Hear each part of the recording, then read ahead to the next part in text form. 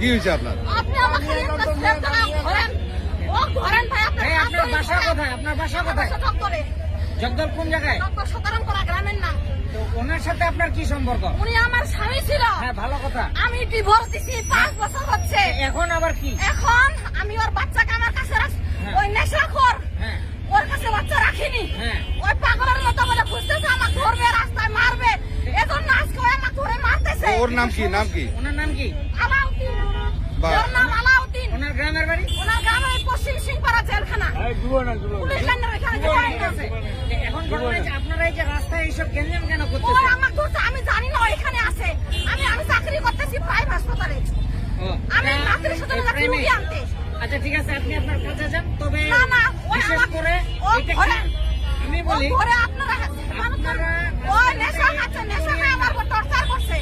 আপনাকে কি কারণে ধরলো আজকে? আমার ধরলো হচ্ছে আমি কারণটা বলেন। আমার একটু পানি খাওয়া, আমার দম বন্ধ হয়ে যাচ্ছে। একটু পানি দেন, পানি দেন। আমি মুখ জবানি দিচ্ছি, এই পাশে আসেন সবাই, এই পাশে মুখ জবানি দিব। আমি মুখ জবানি দিব ভাই, দিব দিব দিব। কিছু না, কথা হচ্ছে যে আপনারা গ্যাঞ্জাম করবেন না। আমি গ্যাঞ্জাম করতে চাইনি ভাইয়া। তুমি তো আর কাছে টাকা নিছো? আমি কোরআন শরীফ এখন মসজিদ যাব, বলেন। আমি ওই আমার নেশাখোর স্বামী, আমার ওর সাথে বিয়ে হয়েছিল। বিয়ে হওয়ার পর থেকে ওই নেশা করতো। নেশা করার পরে আমার পেটে বাচ্চা আসছে। ওর নাম কি বলো তো? ওর নাম মোহাম্মদ আলাউদ্দিন। বাড়ি? বাড়ি পশ্চিম সিংপাড়া যুবননের সামনে। বাবার নাম কি? ওর বাবার নাম সফিয়ার রহমান, মার নাম মলিমা বেগম। ওর সাথে আমার বিয়ে হয়, বিয়ে হওয়ার পরে বাচ্চা আসে পেটে। তারপর ওই নেশা করতো, প্রচুর পরিমাণ নেশা করতো। একলা বাড়িতে কোনো কারেন্ট নাই, কোনো কিছু নাই। ও আমাকে একলাই থাকে, রাখে। 12টা 1টায় বাড়ি আসতো। আমার এই যৌবন নিয়ে আমি একলাই থাকি ওই ঘরে, ওই বাড়ি আসে না।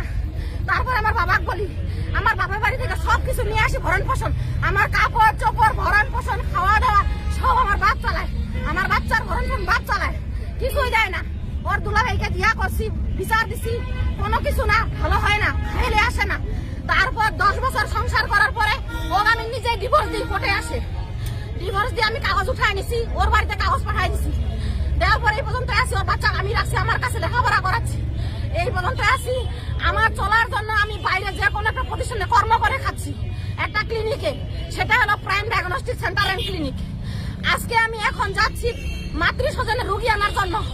রুগী আনতে যাই, আমার সামনে আসে আমাকে ঘায়াল করে, আমার উপর অত্যাচার করে। এটা আমি বিচার চাই ভাই, বিচার চাই, আর কিছুই না।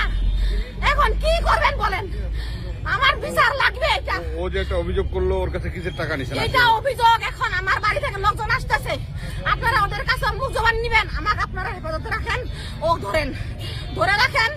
আমার লোকজন আসতেছে, আপনারা কি করবেন হচ্ছে। আপনারা যদি সাংবাদিক ভাই, আপনাদের আমি হাত জোর করছি, পায়ে ধরছি, এটার বিচার করেন।